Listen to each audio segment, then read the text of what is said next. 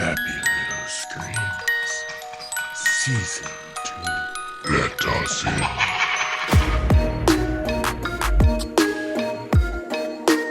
Okay, he's dead. Let's go get him. That's another one for the fire.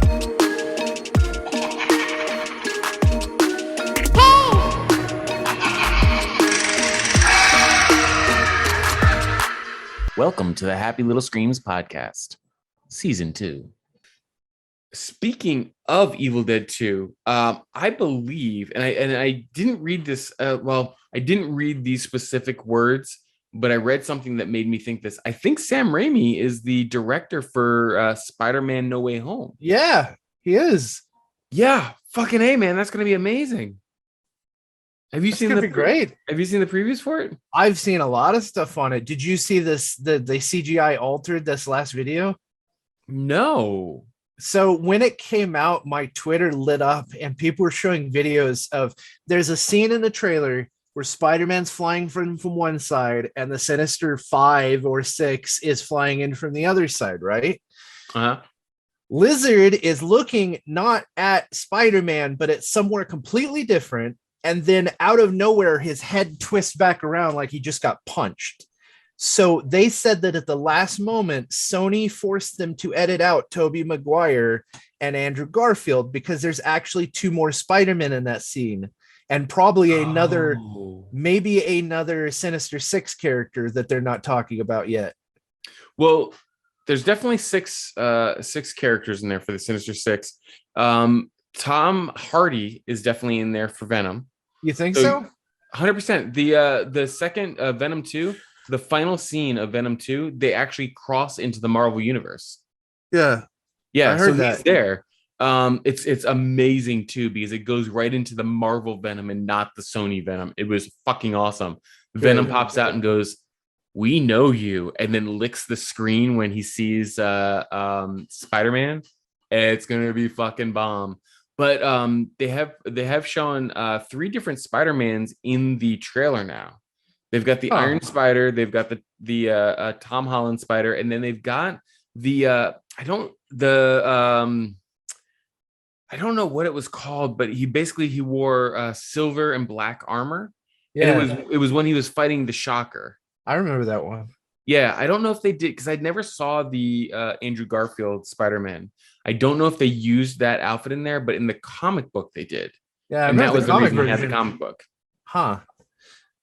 So yeah, there's a lot of scenes in the trailer where people are like, they haven't shown all the characters and they edited them out, and people are making fun of like how goofy it looks when you look back at it in slow motion.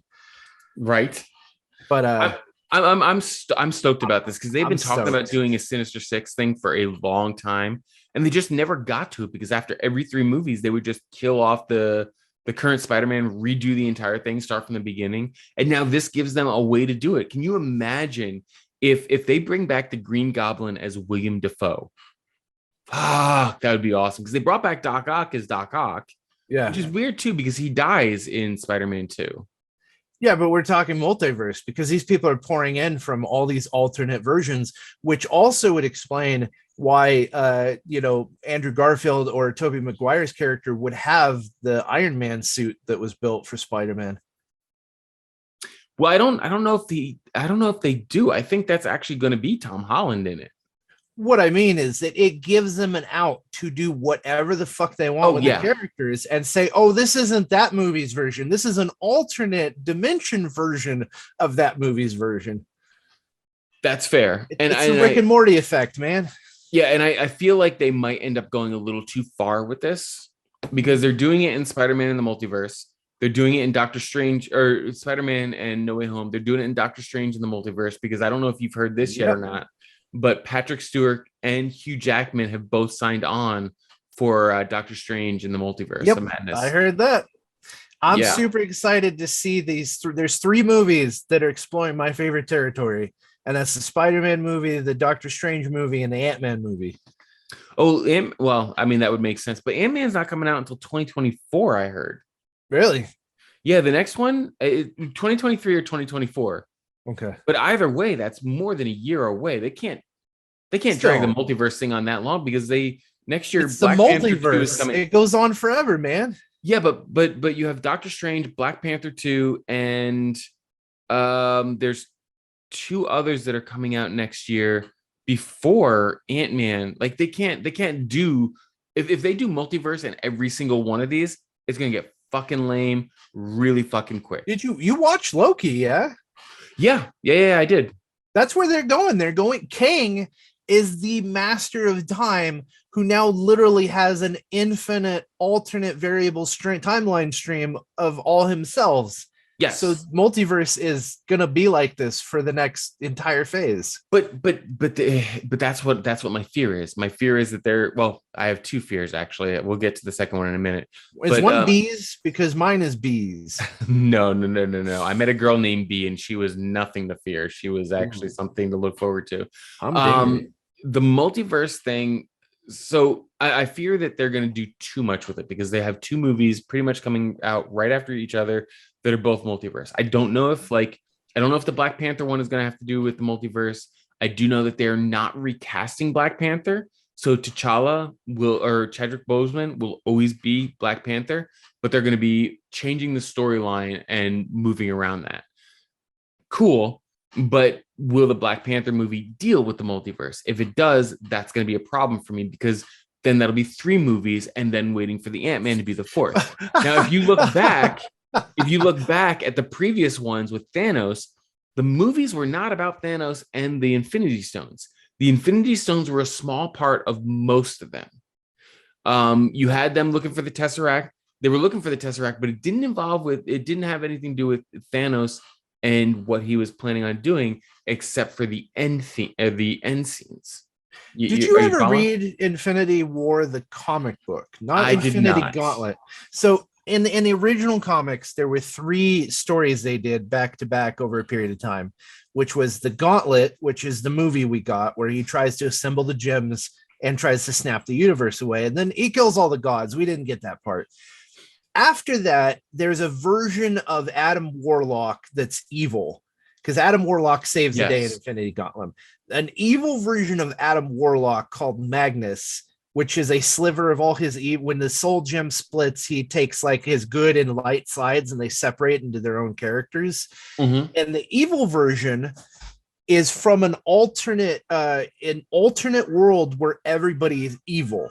And so the universe gets flooded with evil variants, like shape-changing evil variants of every character, which is where we get the actual Spider-Man, who is a 6-armed Spider-Man, which has like a bug face.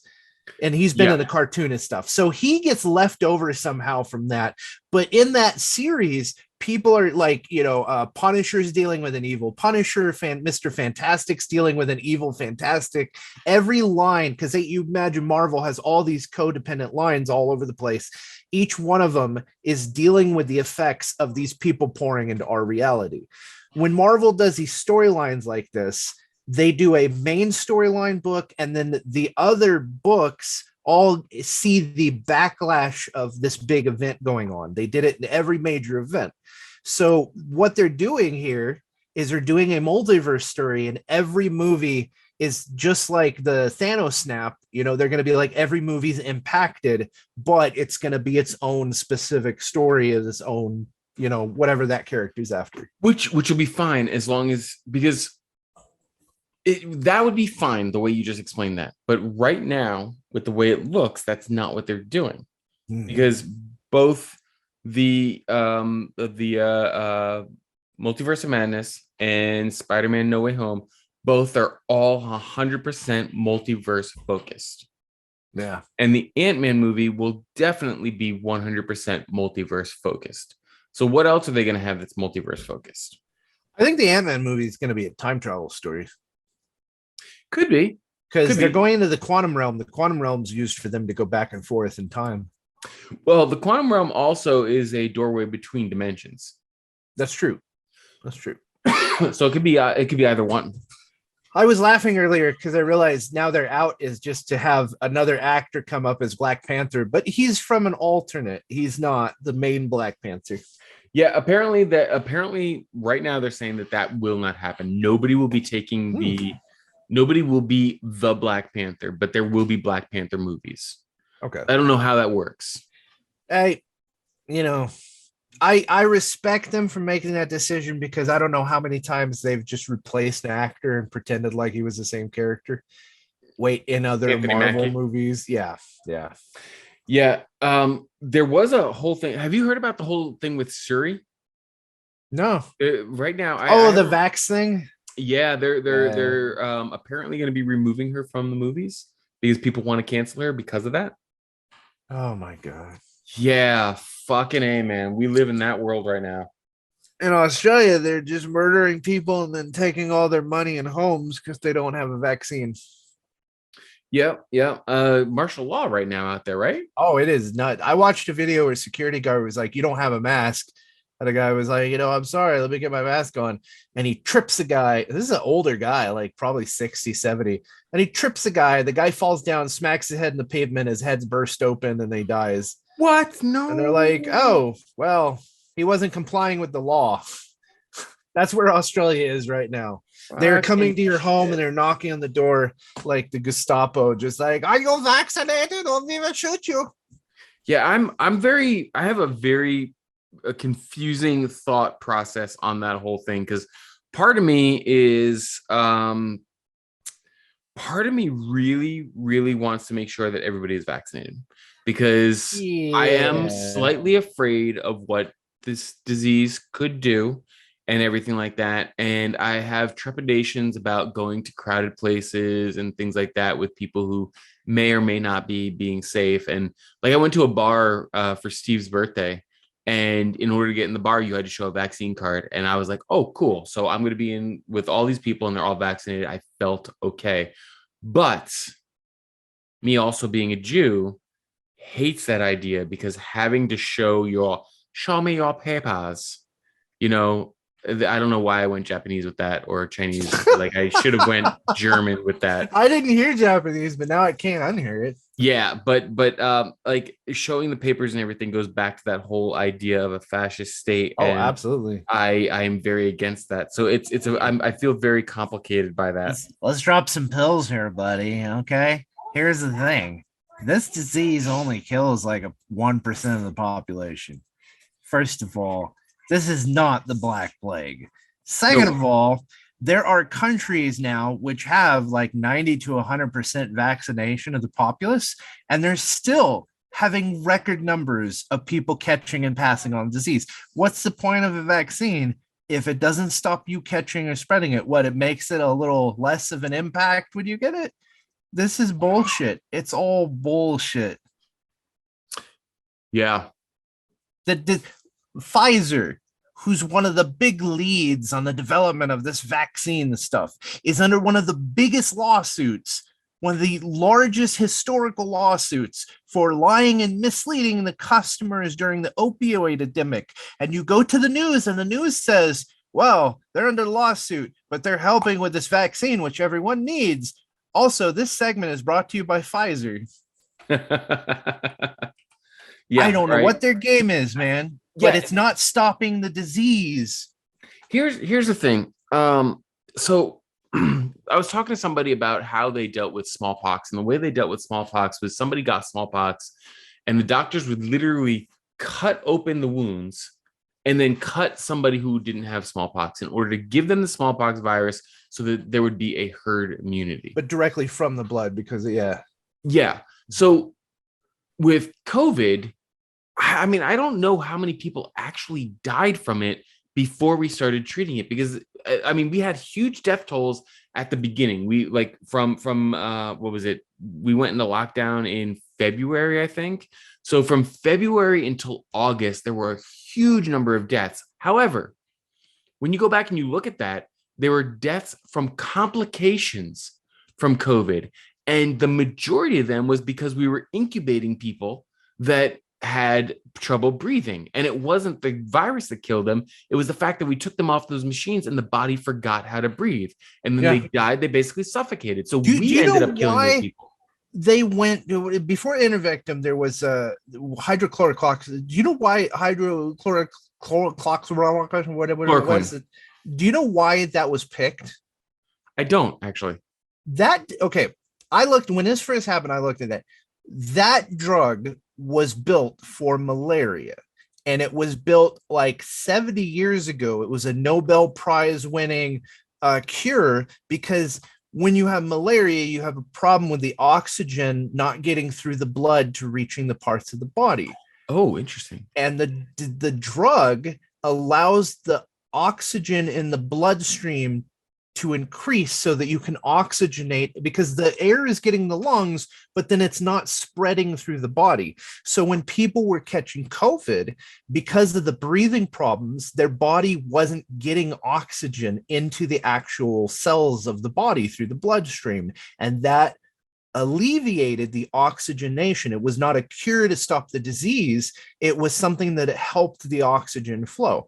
The same thing with ivermectin is that it does some process. Why Joe Rogan did that shit is it takes a part of it and allows the body a relief to fight the disease.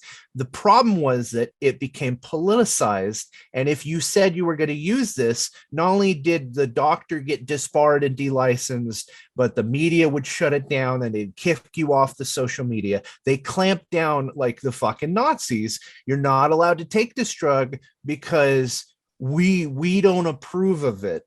Even if you get results and it works, we don't approve of it. But here's the thing, like from what I understand, the only way they are able to initiate a countrywide requirement for a vaccination is if there is no drug to treat a disease. And they've proven time and time again that those two drugs are a valid and good way of treating this disease, because I believe I want to say Africa, where malaria was very prevalent. They use that to treat it. You get COVID, they give you that treatment. In a day, you're back to normal with no side effects. Whereas over here, you get COVID, you basically have to wait it out because you've got the vaccine, or if you don't have the vaccine, and then you end up with these long-term effects. I saw an article yesterday, and I dig too deep to find the validity, but it said essentially that the FDA, the company who makes drugs, sued the FDA and made a clause that they cannot reveal what's in the vaccine for 50 years. Ooh. Why? Because they want the money that comes from their periphery formula. But I heard that they're not actually making a lot of money. Like they're like what is their end game from this? Because are they actually, because the drugs are being given away for free. Everybody's right now, getting this vaccine. That's how drug dealers work. But now it's the 5th vaccine, the 10th vaccine, the weekly update, the monthly. It's going to be every month you have some new drug they have to give you. And eventually there is going to be money in that. Possibly eventually. However, right now you have the entire United States population is supposed to get vaccinated, and they are not charging for it. So you have there's 7 billion people in the United States, I think. 7 billion in the United States? No, 7 in the world, but the United States is 300 million. Oh, well, yeah. Me and math, we don't work well together. India and China is like 80% of the population of the world. Okay, so there's 300 million people in the United States. Fine. You have 300 million doses that you've got to make. You're waiting an entire year, and then you're going through the whole, we need a booster shot. So even if they do another 300 million booster shots, where are they making their money? My conversation was not about money. First of all, but then what do they get out of it? I don't know. Here's the thing, okay? Regardless of disease or the lockdown or any of that, the question comes down to behavior. If you go on social media and talk, you are ostracized, you are blacklisted, you are fired from your job, you're shut down everywhere. You can't talk, you can't communicate, you can't investigate, you can't question, and the government can push a bill or have this company do this or that, and the company, like the companies that are making these drugs, immediately at first said, if we can't be sued if this doesn't work out. Yeah, like if this turns out there was really a poison killing you, like you can't do anything. So they walled themselves up in a legal manner. They cut out any conversation against the subject. And now if you don't do it, you're not going to be able to go anywhere and do anything. And everybody's going to say, well, it's a disease. You have to stop the disease. It's a very good badge or shield to hide behind, to just say you have to get it because we said so. Yeah. Well, I mean, from the government standpoint, I understand it, because it's a form of control. And if they can get us to do this, then they can get us to do something else. And it's been proven that, it started with the Patriot Act after 9/11, which some people think was a false flag, and that we did that in order to take further control over the United States. By some people, I mean this motherfucker. But we basically said, in order to keep ourselves safe, we are okay with you taking our rights. And then now, again, we're saying, in order for us to be safe, we're willing to let you take this drug, which is not proven. There's a lot of studies out there that they're like, well, mRNA things, they've been studying those for 7 or 8 years. They know they're proteins. Safe. But this specific one, they have not been studying for that long. We don't know what the long-term effects or anything is.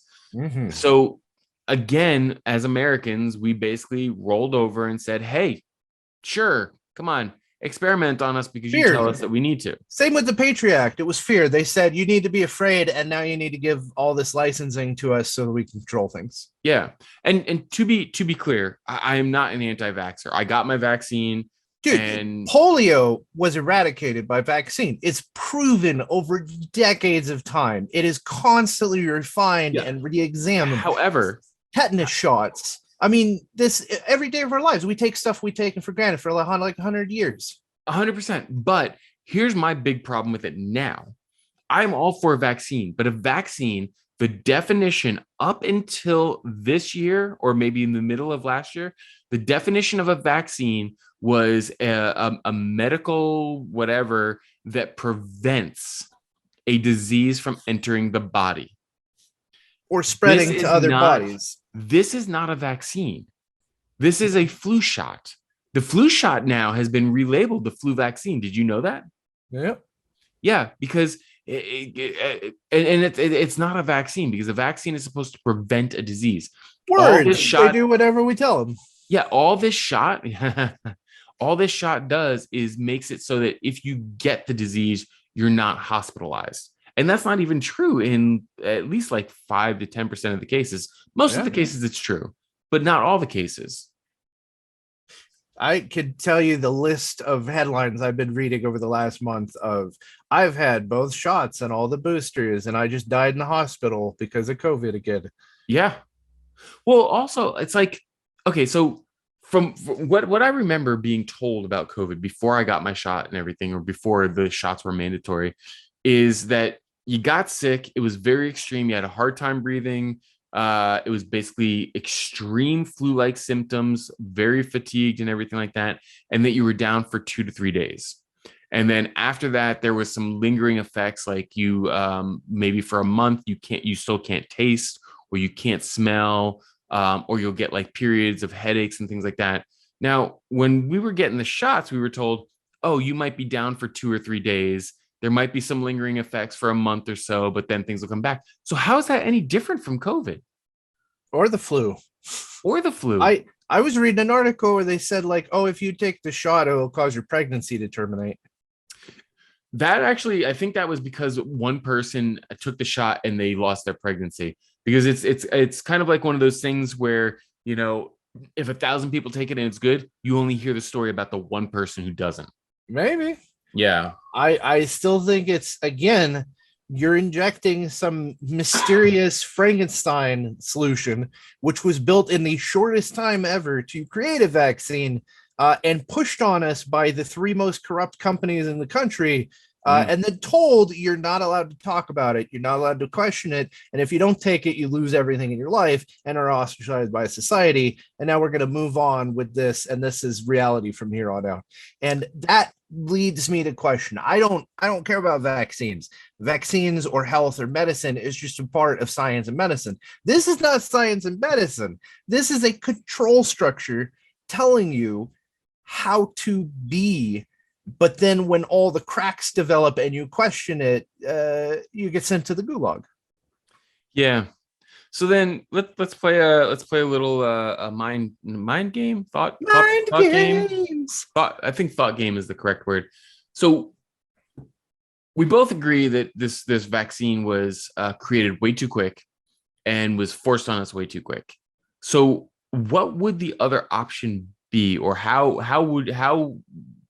like, not necessarily what would the other option be, but like what, I have no idea what the fuck I'm trying to say.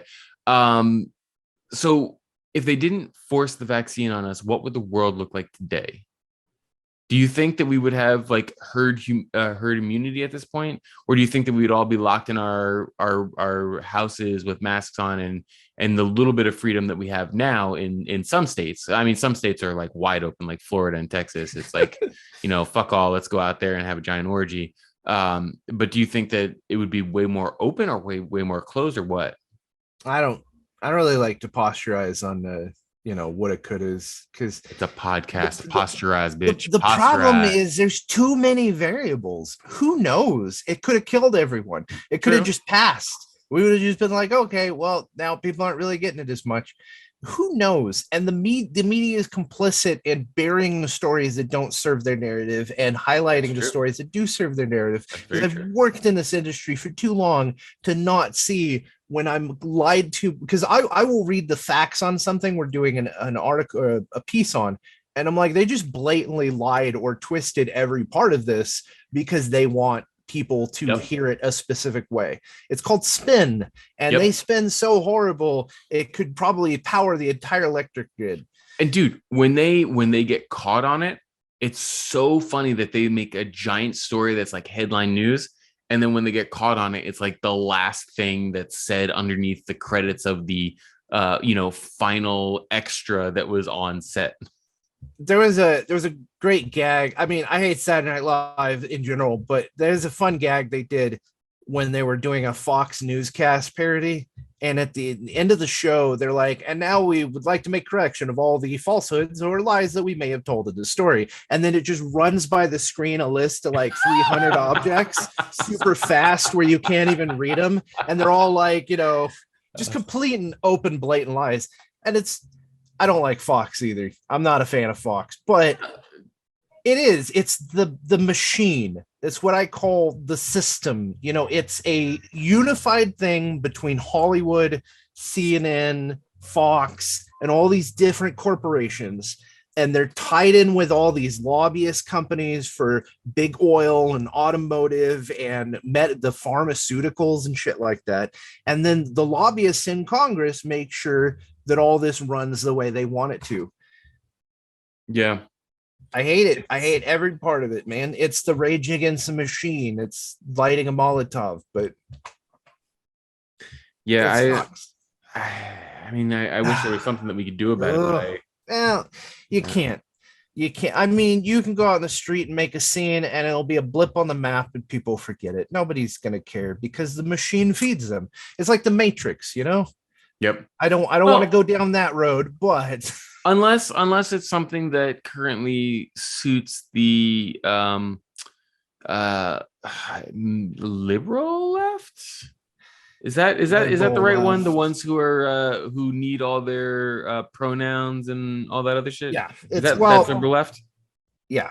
Okay. That's the ultra woke liberal left, and they are run by the neoliberals, which are just war machines in suits.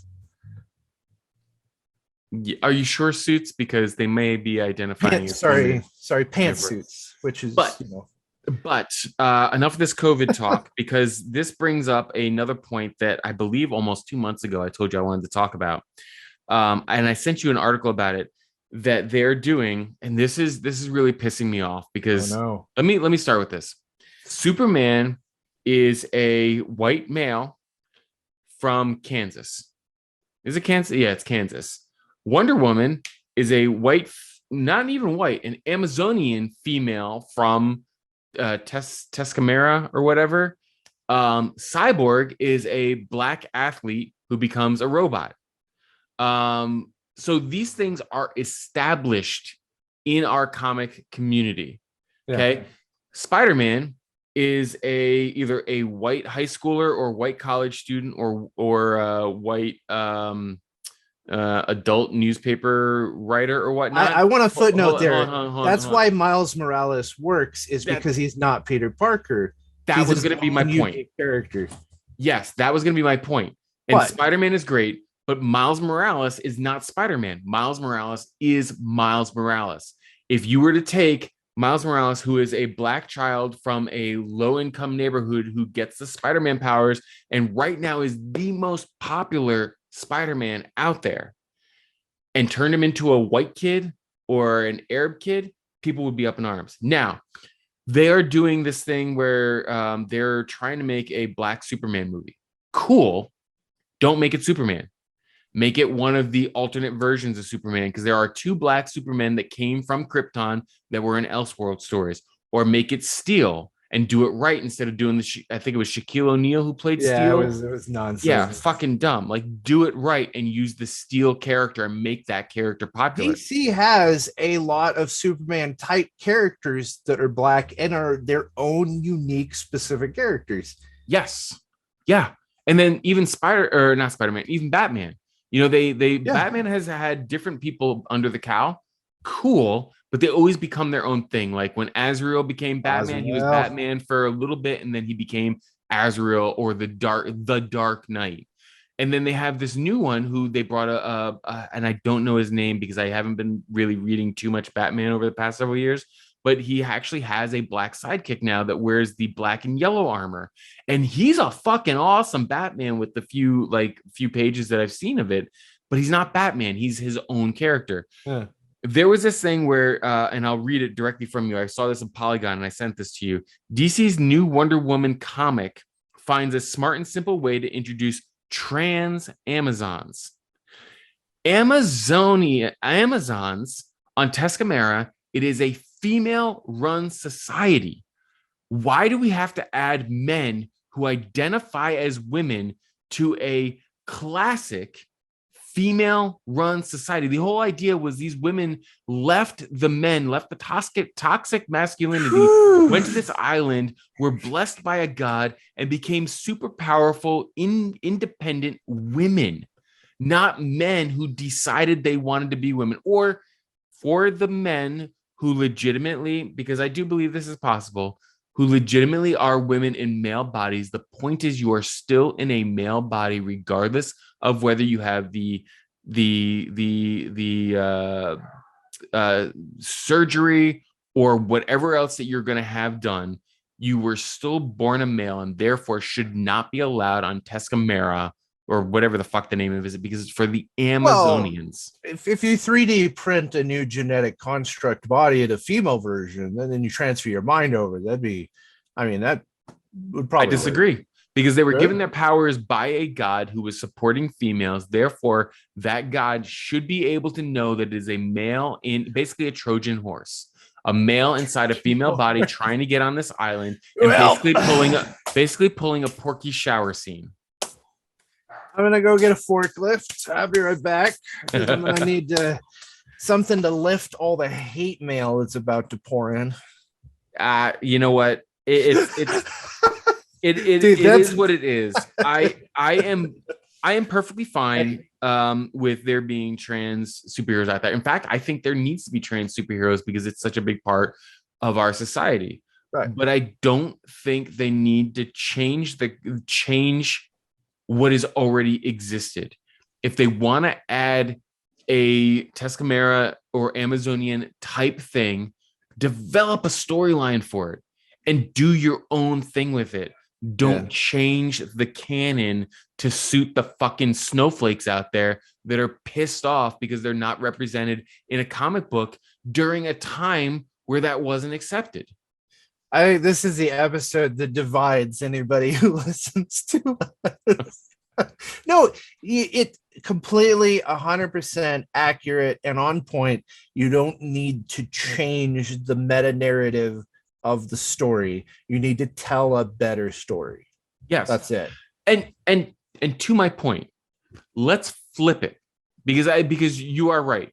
There was a lot of I guess anger and hate thrown in that direction from me. I wouldn't even say anger and hate. I would say that it is the idea that a man trapped in a woman's body is not a real woman. That statement alone is like the like splinters under the nail of the entire community. So their whole crux believes on that you're what you want to be, not what you were trapped in. And whether or not that's true, that would piss people more off than saying they shouldn't change the narrative of DC. Fair, but go ahead. I'm on board. Let's do this. Let's flip the narrative. Let's say Tuscamera was a trans only island. How would the trans community feel if we decided, okay, we're going to take a naturally born male who identifies as male and now put them on that island? Yep. They would be up in fucking arms. Of course. But now because they will state, and this is the same thing that goes into racism, is they will state that it hasn't been our turn in the spotlight forever. This is our turn in the spotlight. You know, you've done a whole thousands of years, or you, meaning the people who we point back at history and have no relation to you because you're here now and not in history, did bad things. They did lots of bad things. So we can get an excuse to do whatever we want because it's unfair that they did bad things in the past. So now we get to do whatever we want. And if you step up against it, we'll just point back to all the bad things other people did in the past. That's the defensive mechanism of the entire system right now. Well, but it's wrong. It is. It's essentially racism. You know, you look at what the United States used to be. You know, you had male only establishments. You had gentleman's club. You had whites only water fountains, black only water fountains, and things like that. And we moved. And granted, we were not a perfect society. We still not a perfect society, but we moved so far from that to the point where you had black men in power, women in power. It was no longer a white man. Not that it was equal, because we're still working toward that, because they did show that there is a pay gap, regardless of the science behind it. There is a pay gap between. Well, I have an argument against that. So. Okay, well, we can hear about that argument against that, but we were moving so far toward it, and it feels like now everybody, instead of wanting to be identified as a human being, they want to be identified as what they are. There was it was a Joe Rogan episode I just listened to where they played a clip from the Microsoft campus where they had to. When they introduced themselves, they had to introduce themselves. Like, for me introducing myself, I would say, my name is Tim. I am a white, or I am a Caucasian male of Jewish descent, and my pronouns are he, him. Oh, and the your reason cis. for that, and cis. Yeah. And the reason for that is because there might be somebody who is blind listening to this, so that the blind person could then be like, oh, I don't like white men, so you know what? I'm not going to listen to them. Like, they're adding racism to fucking everything now. Yeah. Yeah, it's pretty bad. I like the facial hair because it's kind of like got that your sideburns come down up into your mustache, but there's not much like on the chin. So it's that it's a bullhorn sort of thing going on. You look like a saber tooth. Okay. So my thing with the pay gap is, yes, there is probably a disparaging gap between the genders. However, the problem people don't seem to understand is being paid money is a negotiation between you and your employer. And that negotiation dictates how much money you make, how much they're willing to spend, and how much you're willing to demand. And it requires people to actually negotiate, which is a whole set of skills. You understand how negotiations go, right? Yeah, I mean, my entire industry is all about negotiating. Yeah, so the women, I think women don't negotiate. I think is the problem. I think that, you have an agent. Usually you have an agent or you have somebody who's on your side who goes in with you and they're like, here's what we're going to do. Like, kind of like how the lawyer works. In the industry, you have people who are on your side to help as leverage to say, this is what I have to offer. This is what you're willing to give me. The thing is that, yes, guys in, the top level are making more money than women, but there's a lot of poor guys who aren't making any money, just like women.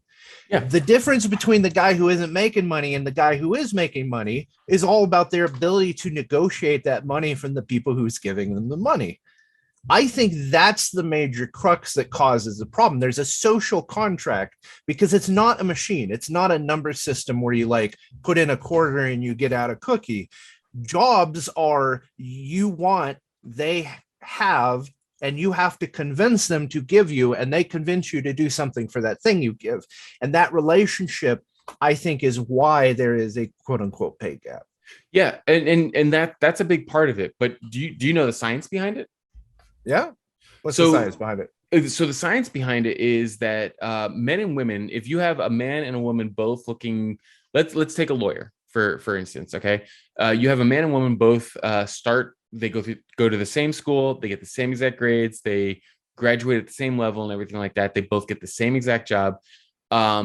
Starting out, for the most part, they probably will have the same pay, but women have a maternal instinct. And most women, and this is proven because otherwise our society would be gone because we would not have new human beings, eventually want to become a mother. And when they want to become a mother, they take a year or so worth of time that they end up basically putting their career on hold. So you say the money sets aside that difference in money for them not being at the job. Exactly. So where you have a man, where most men will not take the time off, they might take a week, 2 weeks, maybe a month to be with the kid. A lot of women will take 3 to 4 months off because those first several months are very important for the child. Right. Plus, I mean, I can't even imagine how much it takes out of you to give birth. Like, that's just fucking crazy to have an entire human being inside you and then giving birth. It blows my fucking mind. But all that extra time that they take off and then getting back into the workplace, plus also being a mom, because I mean, there are way more deadbeat dads out there than there are deadbeat moms. That's true. They take that extra piece of their brain where they're thinking about their family, their child, and raising them and what's going on with their child, compared to men, which, I mean, for better or worse, I mean, most of the men I know can very, very easily compartmentalize family and work. When they're at work, they're not thinking about the shit that's going on at home or anything like that. So not only do you have that extra time where the man has not taken off and this is in air quotes, proven their reliability, because even at a life-altering thing, they're not going to leave, compared to a woman who, under no circumstances should she be giving birth at work. Under no circumstances should she go through that and come directly back to work. But there is a stigma to that because you're taking the time away from my business for your personal self. So when it comes time for that raise and everything like that, it makes way more logical and financial sense to give it to the more reliable person compared to the person, and I'm reliable in air quotes because it's reliable as in they're focusing, because I know that this is very, very choppy water here. They're focusing on the job rather than themselves and their family. The air quotes episode. Yeah, I know, right? Because this is very touchy, because what I'm saying could be taken way out of context. We're past context. We're already getting a piles of hate mail. Here, look. I'm gonna give you two answers to this. One, anthropology. Two, Angela Pickles. Anthropology. I'm gonna start there. Anthropology. Okay. In anthropology, you learn that the original civilization structure, before cities got too big and everything got crowded and everything started to get pissed at everyone else because there's no room, you have a small village. At a small village level, there's two roles in a village. There's inside the walls, there's outside the walls.